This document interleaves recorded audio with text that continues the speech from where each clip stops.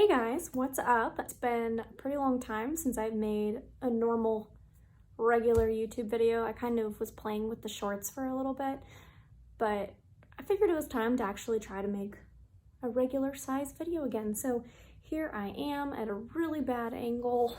I don't really know how to fix this. Millie's also here. She does not know how to fix it either. We have discussed it in length. If you can tell by the title, I just kind of wanted to go over what I use to study for my nurse practitioner boards. So I took the family nurse practitioner board exam under AANP, and there's also ANCC, so you can take either one. It doesn't matter which one you take, it's really up to you. Some of the rumors out there are that AANP is more clinical based and ANCC is more like research. It is probably pretty clinical based though, because I do know that it has select all that apply and it also has pictures, whereas the AANP exam, which is the one that I took, has no pictures, no select all that apply. It is 100% multiple choice, which is rude, which is what I wanted in my testing experience. Little story here, I went to take the test on a Friday. I was really nervous. I even was showing the examiner that my phone was in fact on airplane mode. Like, I mean, I don't know why she wouldn't have tried. I was putting it in a locker, but I was like showing her like, look, it's on airplane mode, I swear, even though it's going in a locker way outside of the room. So I was very nervous, but I sat down, I had a piece of paper and I started just putting random facts on it, because by then the test has started and you're allowed to go ahead, and it's called a dump sheet if you're familiar with that, but you're just dumping random knowledge onto this. So any kind of mnemonics, any things like that. So that's what I was doing. And then I was on question number 1 and then the power went out. And apparently a truck had hit a pole in such a way that it blew the transformer's cousin. I had to reschedule for Monday, so that was not a fun weekend to go through. I did not want to study anymore. I was done. I was ready to take it. I mean, as ready as I'll ever be. I didn't feel great. I knew I was never going to feel like, woohoo, let's go. But yeah, kind of looked through some practice questions and my notes before the exam on Monday, but then I took it and then I passed. Yay. And you do have to take all questions. It's not like NCLEX where you take 75 and you're good, or 75 and you failed. You take all of the questions. I took about 2 hours, I think, to take the test, but it was also because I kept reviewing my answers. I just wasn't sure. It was one of those like, I think I'm right, but I'm not sure, so I want to review it. Back to what I used to study.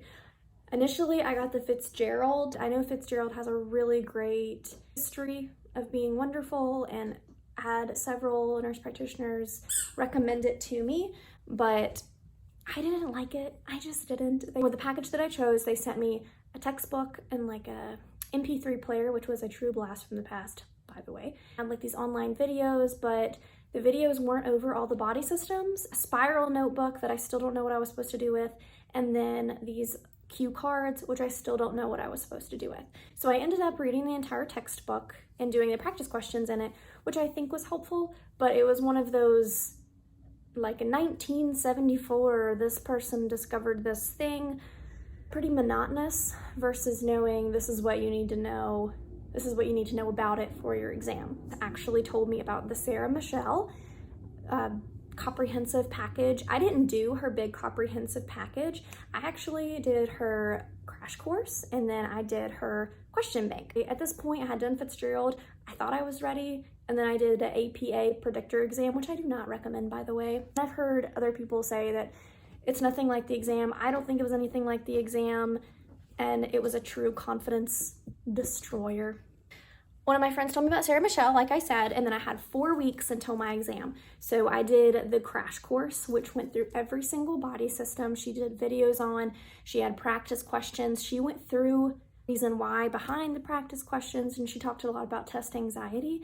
I feel like when I took NCLEX, I was very relaxed. I think it's because I was younger, and now as I get older, the more anxious I become. I don't know. I don't know if I'm alone in that, or if that's the general consensus of being an adult. 4 weeks, crash course, and then the question bank, which you can do it by plan, diagnostics, or you can do it by body system. And for the adult body system, it's going to go, integumentary, musculoskeletal, but then it will have a whole separate section, pediatric, cardiac, integumentary, musculoskeletal, and then it will have geriatric, cardiac, integumentary, musculoskeletal. It is very lengthy. I thought her question bank was so helpful, and the rationales were great. They weren't too long, and they were actually pretty challenging, I have to say. The other thing that I did try, and I didn't find a lot of people that have tried this, is the UWorld. They recently came out with an FNP question bank, and I used them solely for NCLEX. It was, I think if I would have done it first, maybe, but to me, it was just overwhelming because it was just so many questions, and I needed a little more just guidance, and I think Sarah Michelle was perfect for that. Their customer service is great. There's always somebody that's going to email you back really fast. There are different plans that you can do as far as the comprehensive, or it may or may not include the live review, which a lot of people said they liked. It is very structured, which I know that I needed, and the way she explains it is great. She has lots of mnemonics. Other difficult areas for me were diabetes, how to titrate insulin, and she just broke it down to where I was like, oh wow, okay, well, I don't know why I ever even had a question. Sorry, she is, I know, so exciting. It's a toy. I did not study the night before the exam. Billy, that is very rude.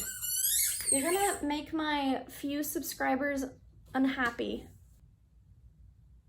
She does have a study guide with the videos, and you could print those out if you wanted, but it would take tons of pages and lots of ink. I hand wrote all of my notes, which honestly I thought helped me so much better because it kept me focused on what she was saying, and then just the muscle memory of writing and remembering the material that way was very helpful.